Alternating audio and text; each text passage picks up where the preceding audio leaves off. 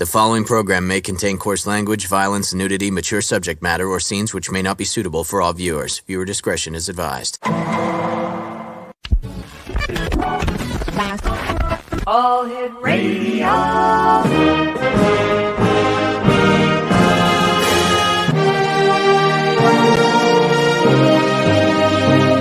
Welcome to the X Zone, a place where fact is fiction and fiction is reality. Now, here's your host, Rob McConnell. And welcome back to the X Zone. I am Rob McConnell. We're coming to you from our broadcast center and studios in St. Catharines, Ontario. If you would like to send us an email, it's very simple, xzone@xzoneradiotv.com. And people have asked me, why do we have that disclaimer in front of the show, especially the part about nudity? I've got to come clean and tell you what that's all about. Several months ago, we had a guest who was wearing clothing from the waist up. They forgot that when they got out of their chair to go get a book, everything was exposed. So that's the reason for that. Becky Gydeson is our special guest. Hey, Becky, how are you? I'm doing good. Geez. Thanks for joining us. New website. I see Tucson Ghost Company.com. Yeah. You were telling me before we hit the switches and made ourselves visible to everybody that there's a lot of changes that you've gone through. Tell us about them. Oh gosh. I don't even know where to begin. The beginning is a great place. Well, basically, I've had my company and my team for 10 years, and I just decided it was time for a change. And so we basically did new logos. We kind of separated the company and the team as much as we could. So the team has its own website. The company has its own website. Completely redid the website. It's just been one thing after another. We got a nonprofit for the Ghost Society, so we're officially a profit. So, and we're planning a Paracon here in Tucson, so a lot going on. When's your Paracon going to be? It is actually going to be in August 19th, and it's going to be at the Fox Theater, and I've partnered up with some wonderful people that are helping me do all this. Well, congratulations. Keep us abreast, and we'll keep our listeners in the loop on how they can attend and all the great things you're going to be doing there. All right. Ghost hunting, ghost investigation, ghost researching. Are we any closer, in your opinion, to finding that smoking gun where no one will be able to deny the existence anymore? I don't think so. I wish. Well, a part of me doesn't wish, because if that happens, I'll kind of be out of a job. Well, not really, because then the mystery will deepen. Yeah, that's true. Yeah. But with me, I know when I started this, I got into this because I had questions, and I actually ended up with more questions the more I researched and did this. So I don't know. I think the more you get involved, the more theories you kind of come up with, and the more you kind of start to think about things. What is your most prevalent theory right now when it comes to ghosts? Who they are, what they are, where they are, and why they just don't go to the light? Well, I definitely think, they're just people, just in a different form. I don't think it's anything evil or anything to be scared of. And I think sometimes it's just personal reasons that they don't cross over, maybe out of fear, maybe out of unfinished business. But they definitely want to stay here, and I feel like it's their choice. And I do feel like you also can have people come back and visit you. So people that have crossed over but can still come back and kind of like say hi to you type thing. As the awareness crosses the veil because of the work that you and other credible paranormal investigators are doing, are those on the other side trying more and more to communicate with you folks? I think so. Yeah. I've had more experiences, and I've gotten more sensitive since doing this. So I definitely think that the more you do it, the more you kind of open yourself up for it. Since you and I last talked, where have you folks been investigating and what have you found? Well, basically, I can't honestly remember the last time we talked, but I've been working Tuesday, with, go ahead. Tuesday, November the 8th. Wow, you have it all written down. Yeah. That's what you get for being professional. Basically, I think we've been working with a residential case, which I am allowed to talk about. Okay. Her Mercedes, she was actually featured on the Dead Files. So she was one of the episodes they did. And ever since then, we've been working with her and we've been continuing the research and continuing to find the evidence and who's been out there.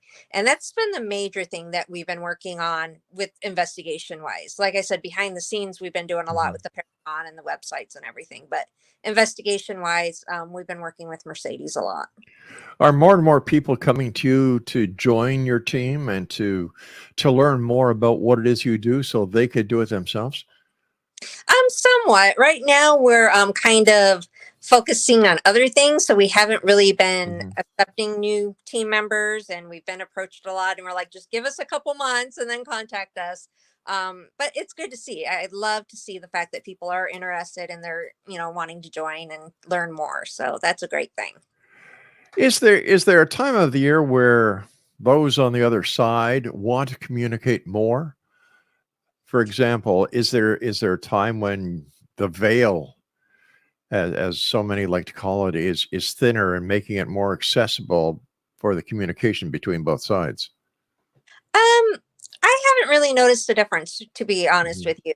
I mean, of course, you got slower nights, you got busier nights, depending, but I think to me, all year round is about the same. We've actually started to kind of do studies on if full moons and weather things, do play a difference. And we're kind of in the beginning of those studies, but come back to me with that question in a couple of years. Maybe I'll have an answer. It's a date. Are there any ghost investigators out there that have children on their team, or is that kind of left to those who are, let's say, 16 and over, 12 or over? Is there an age where you and other professionals will say, all right, you're too young? I think so. Yeah. I do have my daughters on my team. Mhm. My one daughter is turning 16 next week, and she is an active part of my team. My youngest is going to be 12, but I only allow her to do certain things with me. I don't actually put her on private investigations. It's more like public stuff that I do with my company that she'll be allowed to go to, places that I've been, that I know what is kind of expected, but otherwise I won't take her. Not necessarily because I'm afraid that the ghosts are going to harm her, but more along the lines of the people we interact with. I don't need her being around some of those people that we deal with, to put it nicely. What kind of people do you interact with? As a mother, you have to take the protective role and say, no, these aren't going to be nice people. Yeah. And that's precisely it. Some people that we deal with, that I've always said, to be in this field, you kind of have to be a psychiatrist along with an investigator, because some of these people, it is more of a mental thing over an actual paranormal thing. And some of them just aren't all there sometimes. And I'm not saying all of them, don't get me wrong. I've met some wonderful people, but there are those people that you have to be aware of. And so unless, I've been around them, I don't want to expose my daughter to that right away or anything like that. Now, if memory serves me correct, you were raised in a haunted house. Yeah. And I would imagine that's just part of the catalyst that brought you to where you are today. How does this differ from the home upbringing that your two daughters have had? Is your house haunted, or is their love for the paranormal based on their mom and the great work she does? A little bit of both. We do have ghosts, but it's not the house itself that's haunted. Okay. It's my work coming home with me. Some, kids have parents that work at bakeries and they get to bring home cakes, kids, they get to bring home ghosts. But yeah, my work sometimes follows me home. So they have had paranormal experiences in our house because of that. My youngest, like I said, who's going to be 12, she's still on the fence on it. There's some things that she finds interesting and that she loves, other times where she's scared of it. But my 16-year-old, she's really starting to get into it and really interested in it. Is there one aspect of the paranormal investigation routine that you like better than others? For example, do you enjoy an investigation that is in an older house, or in a haunted theater, or in a haunted graveyard? Or do you just love investigating the paranormal no matter where it is? I love it no matter where it is, but I have to admit, I am drawn to historical locations. I love the history. And I think that's because of the fact that I was raised in a house that was built in the 1800s. Wow. I have that love of the old buildings. So those are like my favorite. Becky, stand by. You and I have to take a quick break. And Exonation, Betty Gydesen is our special guest, www.tucsonghostcompany.com. This is the X Zone. I'm Rob McConnell. We'll be back on the other side of this break as we continue talking about the weird, the strange, the paranormal. Don't go away.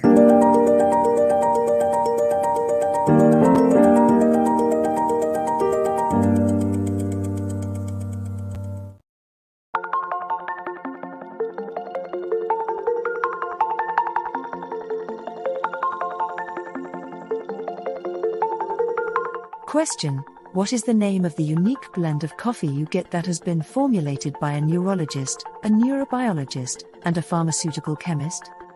Answer: you get Beautiful Mind Coffee, a unique coffee blend that tastes great and has herbal ingredients that your brain will love, and it is not just coffee, it's brainalicious.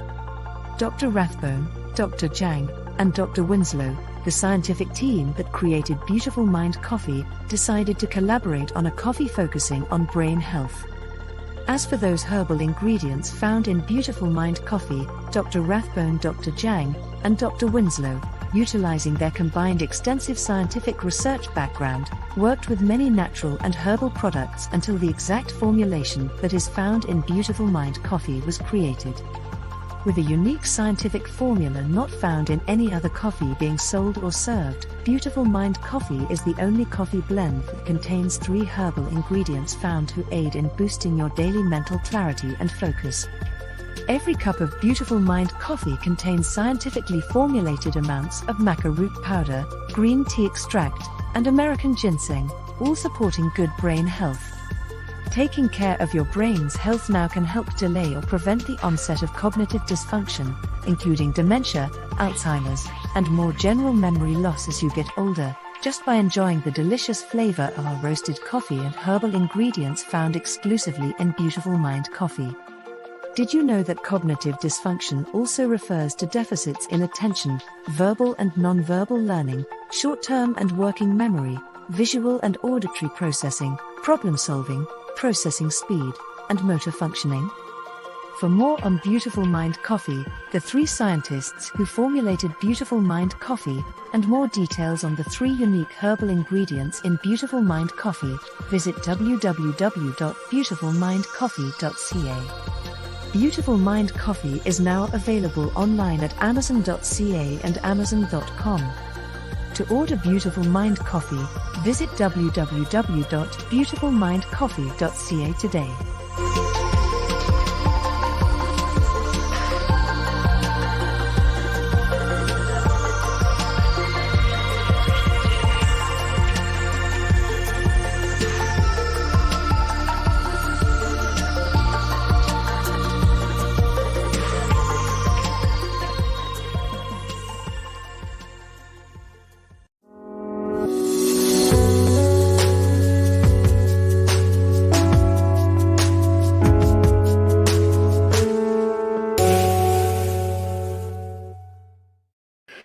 Becky Gydesen is our special guest, www.tucsonghostcompany.com. And Becky, during the commercial break, Craig asked me to ask you a question. Craig is my producer and best friend for the last 30 some odd years. Okay. He's also the cheapest cheapskate I know. So I'm going to pay for that one later. His question, Becky, is when a tornado goes through an area, because of all the tornadoes that have been happening in the Midwest these days, he'd like to know, does it aggravate or cause an increase in paranormal activity because everything has been disturbed? For example, I would imagine homes where there are hauntings and spirits reside, if they're decimated, do these spirits go somewhere else, or do they remain on the site where the home was that was blown away by the tornado?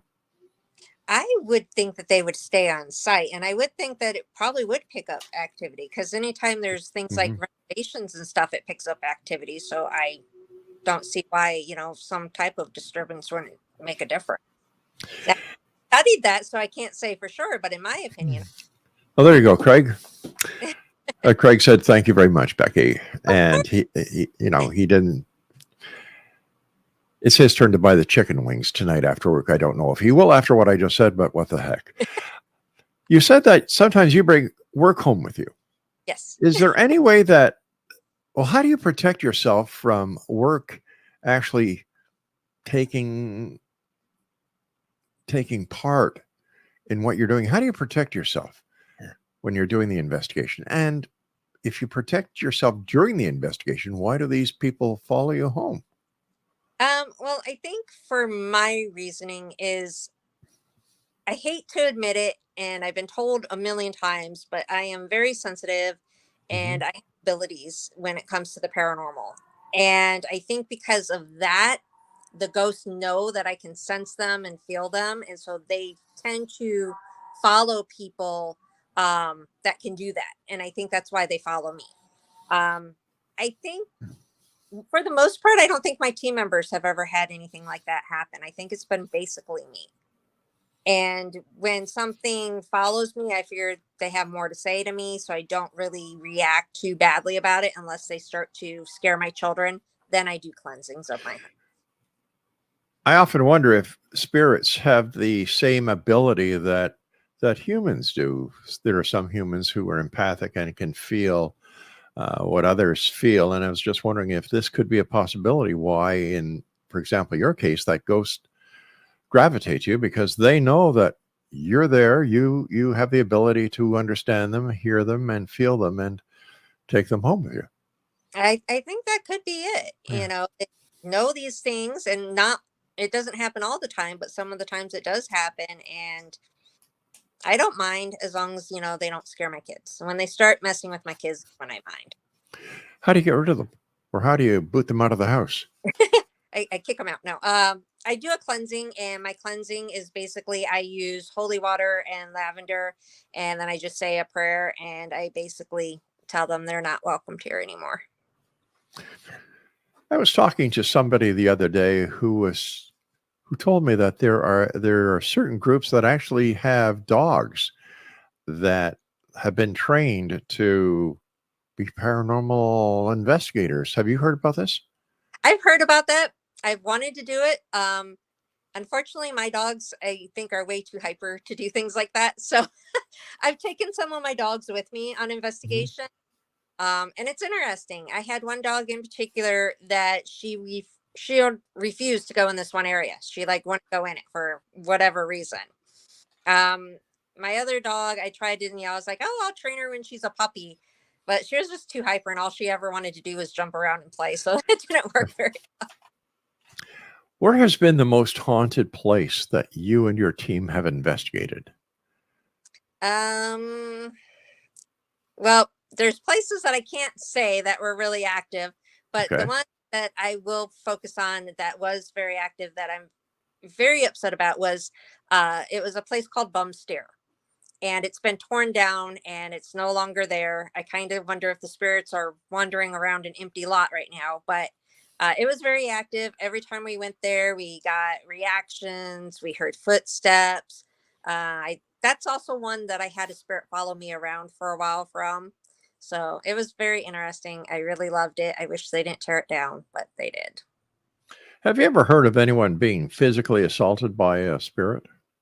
Yeah, I have. I've been scratched, Really? and I've had like my hair pulled and things like that, but I don't look at it as necessarily being negative, because I'm asking them to interact with me. And I think that sometimes it takes them scratching me before they actually get my attention because I don't feel it right away. Hmm. But yeah, I've heard of it. I've heard of worse things happening. I've been sick at investigations where I was feeling fine, and then all of a sudden I feel really, really sick, and I have to remove myself from the situation. And as soon as I walk out, I feel great. So yeah, it does happen. How can something that cannot be seen have the ability to physically scratch you? I don't know. Their energy is definitely different than ours. And that's why I don't really think that it's necessarily bad, because I'm thinking Hmm. maybe trying to touch you and get your attention. And because their energy is different, you're not feeling it. So they're doing it harder and harder and harder. And it just ends up being a scratch. And I think sometimes, like when I was made to feel sick, I'm thinking that maybe they're communicating with how they died or something that was wrong with them. So I don't always look at it as bad. If I don't feel like it's anything bad, I think it's just their way of communicating. Now, how they're capable of doing it, I don't know. That would be something that I would love to know, but they are definitely capable of it. Something that has always puzzled me is EVPs. Yeah. How is it that you cannot, or you used to not be able to hear the reply when it's being said, but when the tape is replayed, question answer? Yeah, that's a cool thing. And this has been around for, quite some time, and it was kind of like discovered by accident, from what I'm understanding. I don't know. I they're, like I said, it's just like imprinted on the recorder somehow. Hmm. It's definitely interesting. I've had a lot of answers to EVPs. Sometimes they're not right away though, which is funny because you can ask something and you can get the answer like 5 minutes later. But it's definitely interesting, and that's like one of my favorite parts is reviewing the EVPs. It must take you a long time to review all the data that you collect, because I would imagine you have video recorders, more than one, Yeah. audio recorders, more than one. So on a regular investigation that, let's say, is 8 hours, how long does it actually take you and your team to review the data in order to come to some sort of conclusion about the investigation that you just conducted?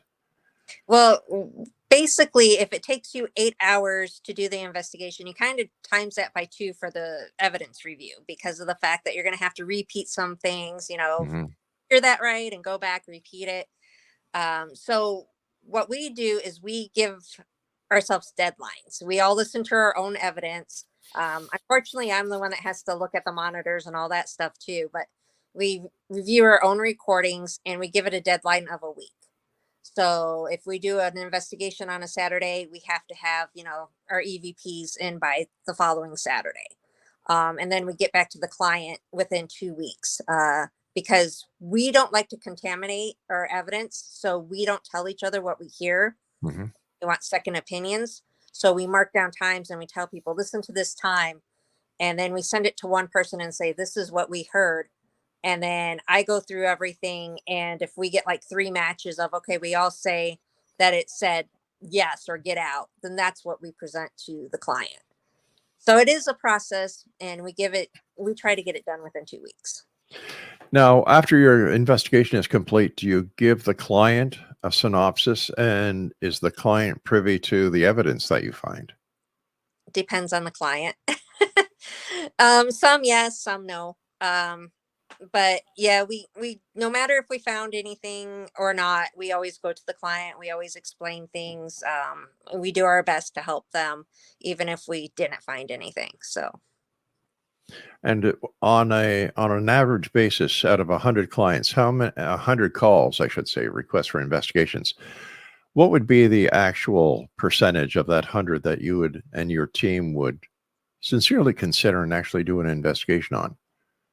um we used to do every single case that came our way, and that got a Mhm. little overbearing. Right. So we did get a little bit pickier, and we have a survey that we have them fill out, and we do a background check. Um, and then from there, we decide on if we take the case or not. I would say right now, We usually take about 50-50. So Do drugs play a major part in some of the cases that you get, as well as mental illness? yeah, unfortunately. And how do these people react when you say, geez, I'm sorry, we're not really interested in pursuing an investigation at your location?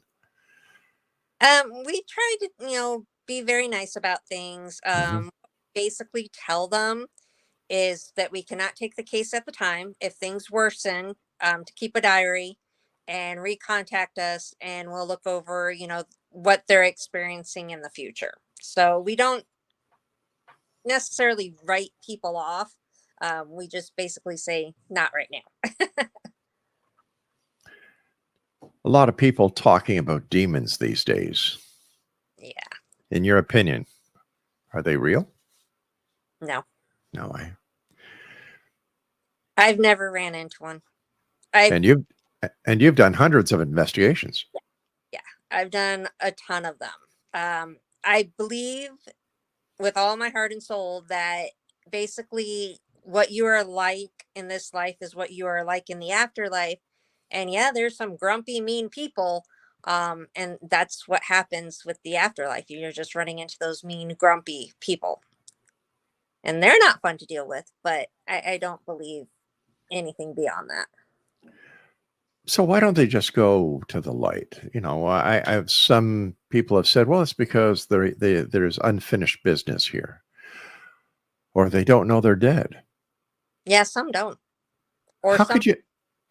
How could you know you're not dead? I don't That's know. a puzzle to me, just like the EVP is. Yeah. I honestly, and that's one of those cases too where you have to be careful because you don't want to offend them and be like, you're dead, but it's just something that you have to kind of trend on lightly and be respectful to the spirits and just kind of be like, you need to understand, this Mhm. isn't your home anymore. It belongs to these people and things like that. I know I've ran into cases though to where they were kind of scared to cross over. And a lot of that was dealing with suicide cases. I think they were scared on what would be on the other side, probably because of their religious beliefs and Yeah. things like that. So the religious dogma also is prevalent in the world of the paranormal investigator as well as on the other side. Yeah, I believe so. Yeah. Wow. So how do you deal with that? Basically, the one case that really comes to mind, we were dealing with a suicide case, Hmm. and that spirit actually did follow me home. I had a lot of things happen in my house, a lot of things personally happened to me. So I ended up having to do a session in my house and basically had to ask. The guy's name was Carl. We did research, we knew who he was. And I had to ask Carl, what do you need? What do you need from me? And basically, he said a prayer. Hmm. So I had to sit down and say a prayer for him. And after I said the prayer for him and, kind of did that little comfort thing, he left. So I'm hoping he crossed over. It was an amazing thing to go through, but it definitely, I think some people are kind of concerned about that in the afterlife. Are ghosts from every walk of life, every race, every religion, or are there some races and religions, well, the religion that the spirit believed while they were on this side of the veil, are let's see. Would it matter whether you're a Catholic, whether you're a Hindu, whether you're a Muslim, whether you're a Jew, when it comes to being a ghost? I'm not sure. I know, like, I believe that Carl was Catholic, Hmm. and Catholics, are very strict on you don't kill yourself and things like that. And I think that's why he was kind of scared to cross over. I'm not sure because that's not something I really ask when we do the investigations. I don't ask for their religious preference or Yeah. anything like that. I ask the living for that, but I don't really ask the spirits for that. That's not something that I feel is appropriate sometimes. I was just wondering if a Catholic ghost would haunt a Protestant or a Christian, or if a Muslim would haunt a Jewish person. I think if you're going to haunt who's ever there, so I don't think that would make a difference. By the way, do you have cats? Yes, my cat is meowing in the back. All right, I just thought maybe it was a ghost telling you that, watch what you answer this guy. Becky, we've got to take our break. Please stand by. Exonation and Becky Gydeson is our special guest, TucsonGhostCompany.com.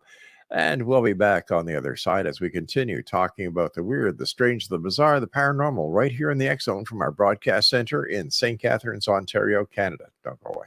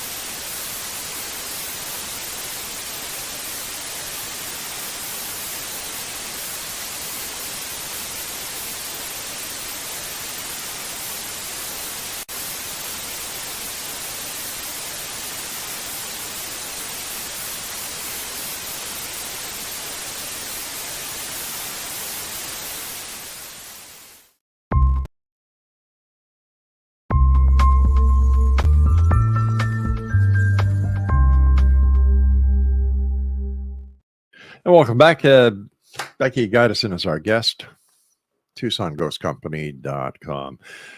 How's the tour business? Getting ready for a busy summer? Out here, the summers are kind of slower because of the heat. Really? Oh. But I actually just brought back my Tucson Ghost Tour. I had stopped it for a while, and I got it back up and running now. So I'm hoping it'll pick up. We go through like little spurts, and usually May is pretty busy, May and June. But then in July and August, it dies down, and then it picks back up. Because of the heat? Yes. Wow. Well, people don't really want to walk around town when it's like 110 degrees. So I can't blame them. Oh, no, I guess not. How long are your tours, by the way? The walking tour is 90 minutes. My ghost experience tour is actually a 2-hour ghost hunt. Wow. And which one do you find that the tourists and the locals enjoy more, the hunt or the tour? Well, I guess the locals know the tour, and so they'd like to partake in the hunt. It depends on their bravery, I guess, because some people don't like the idea of being locked in a haunted building for 2 hours in the dark. So some people aren't brave enough for that. So some people prefer the tour because it's an all age tour, so it's not as scary. So the people that are interested but don't want to be scared do that one. So when you go when you take the people on the hunt, what do you do? Do you really lock yourselves into a haunted place? Pretty much. Really? Only my husband has the key, and only he can let people out. Other than that, yeah, we're truly locked into the area, and we do that for our safety reasons because of the fact that we don't want strangers, just coming in off the Sure. street. Yeah. Is it always the same location, or do you change locations? It's always the same location. We do it at Laco, which is a restaurant and some shops, and it's Mhm. part of the original Presidio Wall area in downtown Tucson. So it has a lot of history to it. It dates back to like the 1700s. Becky, why do the ghosts hang around the same place? And do they ever get tired of you and your clients coming in and kind of disrupting them, or do they welcome it? It depends. I noticed like after COVID, we were like Mhm. really welcomed into places because I think they were like going, "Oh my God, people again." Uh, but I think they're just like us in all reality. There's days that they're like, "Great, let's go talk and do this," and then Mhm. there's days like, "Ugh, I don't want to be bothered." And that's what we've ran into. So I think it's just like we are. Does the weather affect the investigation? Is it more conducive to ghost investigating and hunting when it's thundering and lightning? And if it is, could the electrically charged air have anything to do with the increase or spike in activity? I think it does. Like I said, this is something that we are researching. This is something we are studying, but I do think it does. I do think weather definitely does affect things. I just kind of want to see in what way and how. Mhm. Like I that sometimes when it's colder, sometimes it's less activity. So I'm always like curious, do they get cold? Is that why they're not, So it's things that we're trying to figure out on our own too. What has been the largest and most significant advance when it comes to paranormal investigation? Is it some of the new equipment coming out, or is it investigative techniques? I definitely think the techniques, equipment, no matter what equipment you use, there's downfalls Mhm. to it. There's great things about them, but there's always downfalls too. And every time we get a new piece of equipment, it's something that we literally have to study. We have to use it and find out, what else causes it to go off. What else, can it do? So there's always downfalls because we've noticed every piece of equipment will be set off for a reason that's non-paranormal. So we have to be aware of those things. So you basically do a series of bench tests before you actually take it out into the field and investigate. Is it only the older homes that are haunted, or have you ever come across a brand new, just finished being constructed home that there's paranormal activity in? Oh, it can be a new home. It's Really? basically the property. So the spirits will hang on to like the property, so to say. So you could have a brand new house and move in, but it was on a haunted piece of land, and so now the house is haunted. So Fascinating. yeah. Do you do courses online by any chance? No, but I've been asked to.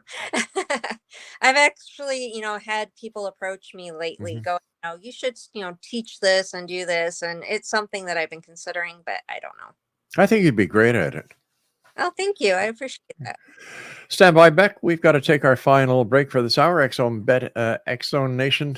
Becky Gedesen is our special guest, www.tucsonghostcompany.com.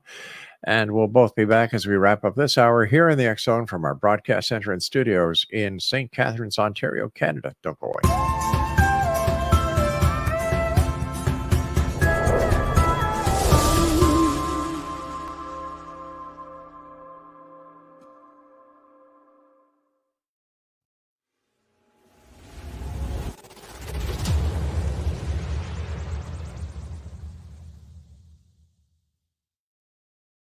So I was watching the X Zone TV channel last night when I was abducted by aliens, and they kept repeating to me over and over again, simultv.com, simultv.com. What's simultv.com? That's what I asked them. They had it written on the side of their UFO. How do you spell that? UFO. No, I mean simultv.com. simultv.com. simultv.com. Right. simultv.com. Interesting that you were abducted by aliens in a simultv.com UFO last night. Oh, yeah? Yeah, Now that you mention it, I remember now last night I was awakened from a deep sleep. My great-grandmother was standing there. She said she'd come from the hereafter to tell me about simultv.com. She even spelled it out for me. simultv.com, sonny boy. simultv.com. simultv.com, sonny boy. Wow. Yeah. Guys, you'll never guess what my psychic guru just told me. simultv.com. Exactly. Are you guys psychic too? Of course. We all know about simultv.com. simultv.com.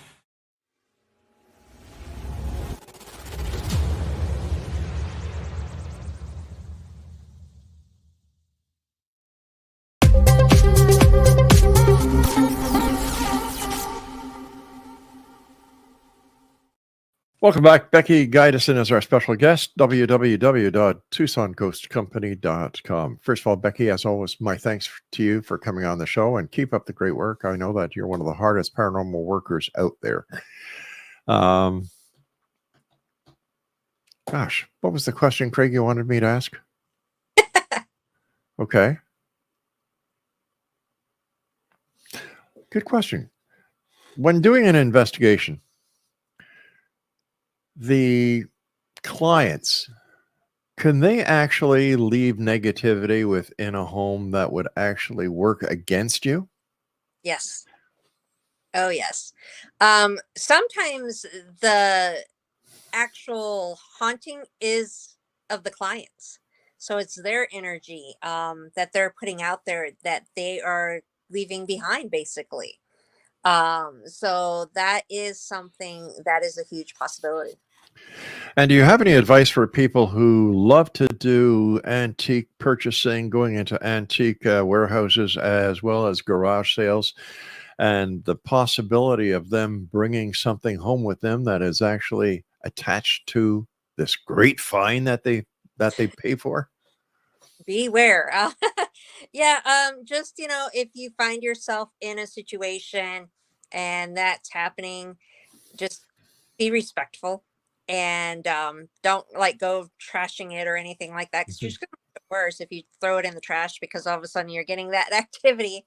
Call someone, there's teams all over the place. Call a team. Just make sure you never pay for an investigation, and look into the team that you're wanting to help you, but definitely reach out for help. Don't be scared to do that. When should a person call a team for help?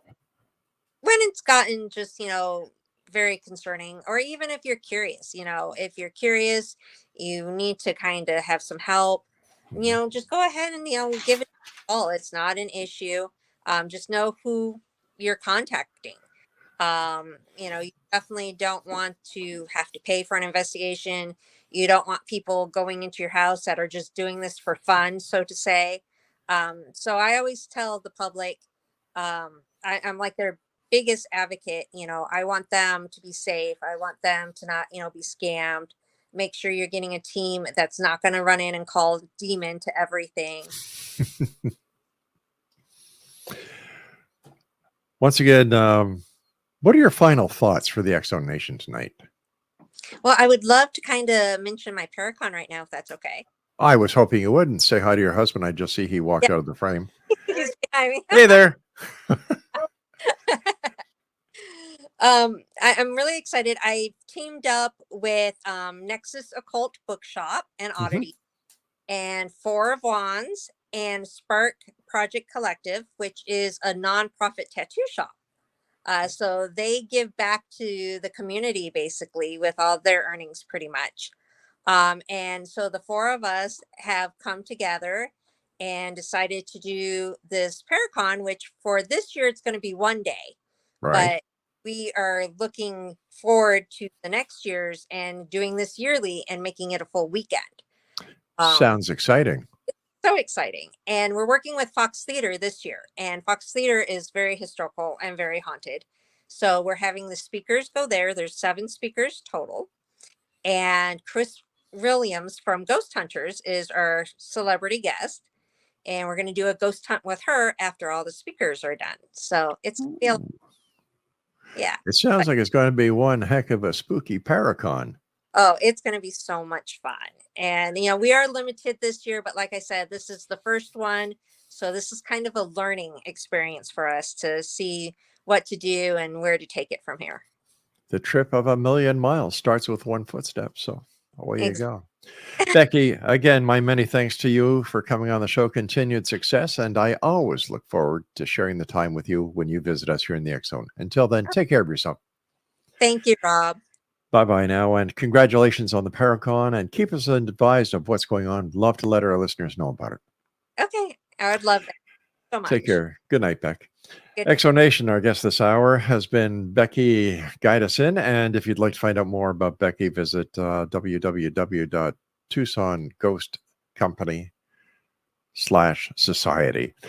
I'll be back on the other side of the break at 6.5 minutes past the top of the hour as once again the X Zone returns right here from our broadcast center and studios in St. Catharines, Ontario, Canada. My name is Rob McConnell. Don't go away.